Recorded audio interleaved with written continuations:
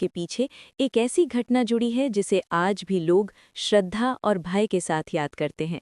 ये कथा भगवान जगन्नाथ की लीला मानी जाती है। कहा जाता है कि मंदिर में एक समय एक ब्राह्मण सेवक था जिसे भगवान के भोग और प्रसाद की सेवा सौंपी गई थी।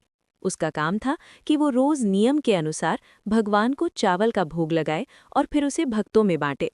शुरुआत में वो बहुत ईमानदारी से सेवा करता था, लेकिन धीरे धीरे उसके मन में लालच आ गया। वो भगवान के लिए बनाए गए चावल में से कुछ हिस्सा छिपाकर अपने घर ले जाने लगा।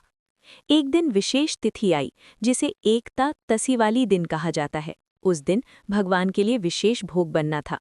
ब्राह्मण ने सोचा कि आज ज्यादा चावल बनेगा तो वो और अधिक छिपा कर ले जाएगा।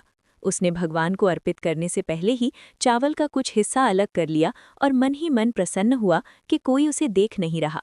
लेकिन वो ये भूल गया कि भगवान से कुछ भी छिपा नहीं रहता।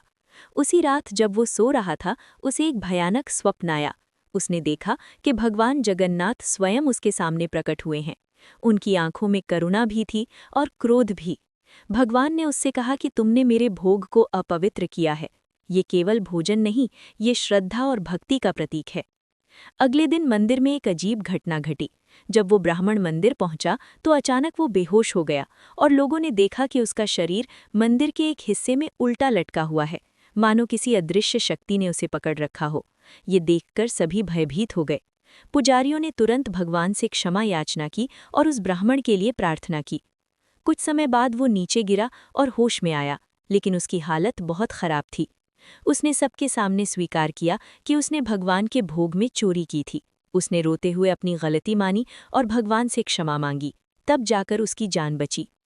इस घटना के बाद मंदिर के संतों और पुजारियों ने ये निर्णय लिया कि उस विशेष दिन चावल नहीं बनाया जाएगा, ताकि कोई भी व्यक्ति फिर से ऐसी गलती न करे और भगवान के भोग की पवित्रता बनी रहे।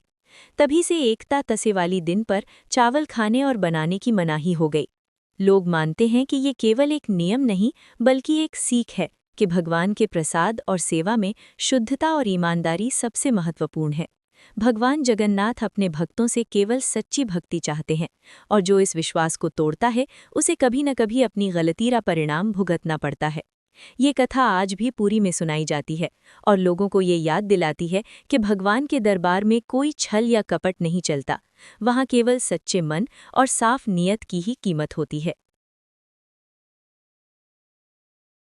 अगर आप भी भगवान जगन्नाथ जी की इस अद्भुत कथा में विश्वास रखते हैं तो कमेंट में लिखें जय जगन्नाथ। और ऐसी ही कहानियों के लिए चैनल को जरूर सब्सक्राइब करें।